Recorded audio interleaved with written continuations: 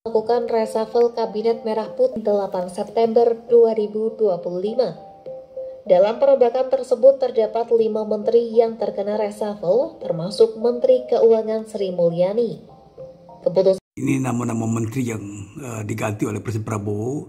Hormat dari jabatan Menteri dan Wakil Menteri Negara Kabinet Merah Putih periode tahun 2025-2029 masing-masing 1. Budi Gunawan, Menteri Koordinator Bidang Politik dan Keamanan. 2. AP Nandito Aryo Tejo, Menteri Pemuda dan Olahraga. 3 sampai dengan nomor 6 dan seterusnya. Kedua, mengangkat sebagai Menteri dan Wakil Menteri Negara Kabinet Merah Putih dalam sisa masa jabatan periode tahun 2024-2029 masing-masing 1. Purbaya Yudi Sadewa sebagai Menteri Keuangan. Hari ini 8 September 2025 ya, Presiden Prabowo Subianto melakukan reshuffle kabinet. Satu di antara menteri yang diganti adalah Menteri Keuangan Sri Mulyani, digantikan oleh Purbo Yudo Sadewo.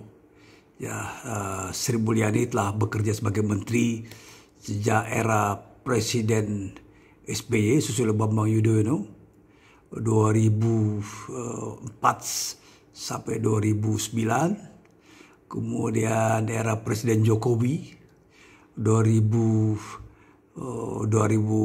sampai 2024, kemudian lanjut di era Presiden Prabowo Subianto.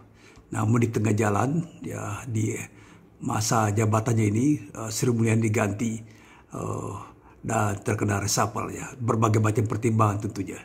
Dan itu adalah suatu keputusan politik dari Presiden, dan hak prerogatif Presiden menunjuk, memilih, dan memberhentikan anggota kabinetnya. Itu konstitusional.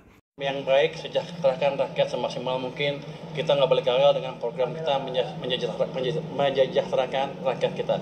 Nah, itu yang akan saya kerjakan. 8% targetnya bagaimana, Pak? Nah, kalau Anda berdoa bisa lah. Tapi itu bukan suatu yang mustahil, itu mesti yang dikejar. Kenapa?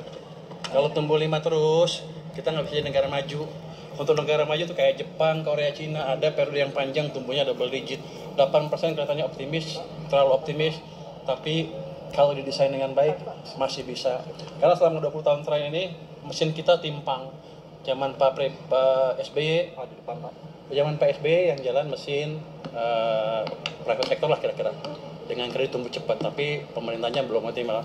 Zaman Pak Jokowi, pemerintahnya bangun infrastruktur di mana-mana, private sektornya agak mati, kreditnya hanya tumbuh 7% rata-rata. Nah, ke depan kita akan hidupkan dua-duanya. Jadi dengan itu 6-7% nggak terlalu susah. Dua-duanya maksudnya swasta dan pemerintah? Swasta dan pemerintah. Pas soal potensial BI kemarin lagi lengkapnya nanti di kantor ya, Bapak Ibu? Saya belum kalau itu kan saya bisa. Siap. Makasih ya. Ya, makasih Bapak Ibu. Kan waktu sarjana saya presentasi di sana, mungkin kelihatan saya cukup jago kelihatannya. Tapi yang khusus nggak ada. Ada beberapa kali aja diskusi ekonomi, tapi nggak baru-baru ini sekali. Pak, ada apa dimulai? Pak, Ya? ISG sama Pak. Setelah nanti kan mungkin meyakinkan pasar seperti apa? Gini, selama ini ada perlambatan ekonomi yang karena berbagai hal, dan keributan demo-demo itu sebetulnya karena sebagian masyarakat mungkin ngerasa ekonomi melambat dan tertekan. Nah, sekarang kita balikan dengan cepat. Dalam seminggu 2 minggu pasti akan balik. Kalau IHSG anjlok biasa mungkin takut, tapi kan saya lama di pasar, saya 15 tahun lebih di pasar, jadi saya tahu betul bagaimana memperbaiki ekonomi. Jadi indikator perlambatannya apa, Pak? Dijawab indikator perlambatannya. Target 100 hari, Pak. Ya? Belum ada target, tapi 3 bulan 100 hari itu ya? Wah, dia ngasih angka tinggi banget, ngeri juga saya bilang. Saya bilang betapa kita kita capai yang 8% itu. Dia bilang jangan lama-lama secepatnya. Ya, kita cobalah. Ini kapan disampaikan Presiden tadi? Barusan setelah pelantikan ada meeting di sana dengan para pejabat baru. Apa sih, Pak? Ya? Dari Bapak sendiri 8% yang nasional untuk dicapai. Berapa lama? Kalau sebagai ekonom ya, tahun ini 8% mungkin agak sulit. 2 tahun 3 tahun ke depan ada peluangnya dicapai. Begini, yang penting gini, kita balikin arah ekonomi yang melambat menjadi lebih cepat dulu. let's say ke arah 6%, 6% lebih dalam waktu tidak terlalu lama. Habis itu kita bangun yang lain biar pertumbuhannya bisa lebih cepat lagi. Berat gak sih Pak dituntut sama Presiden Pak untuk secepat mungkin? Ya? Berat gak sih Pak? Ya saya deg-degan, berat banget.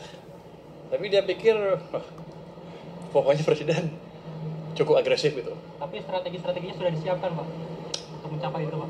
Saya sudah 25 tahun jadi ekonom, 10 tahun lebih jadi think tanknya SBY, 5 tahun jadi Komite Ekonomi Nasional, berapa tahun di KSP, terus membantu Pak Jokowi juga dalam mengatasi krisis 2020 COVID.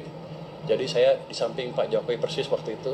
Jadi kalau Anda tanya pengalaman saya, apakah saya cukup tahu?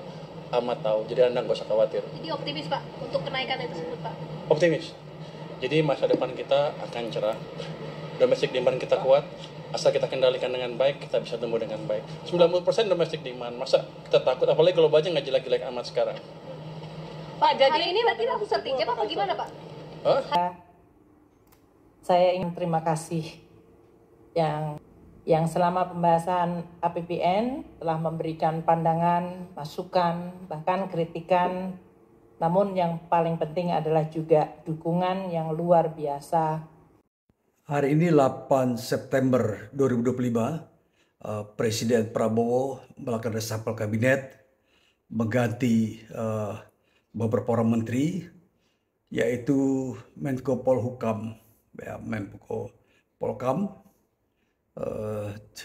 Jenderal Budi Gunawan, kemudian Menteri Keuangan Sri Mulyani, selanjutnya Menteri Koperasi Budi Aristiadi, ya, kemudian Menteri Pemuda dan Olahraga Dito Aditejo, dan Abdul Qadir Karding, ya, dari jabatan Menteri Perlindungan Pekerja Migran Indonesia, Kepala BP2MI.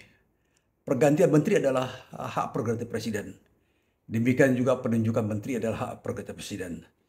Sudah pasti Presiden punya pertimbangan-pertimbangan, dan itu untuk kepentingan Indonesia ke depan. Indonesia maju. Tidak ada pikiran-pikiran lain, dan kemudian memang harus dilakukan perubahan strategi. Ya, strategi kebijakan pemerintahan, kebijakan ekonomi ke depan untuk mencapai target Indonesia maju.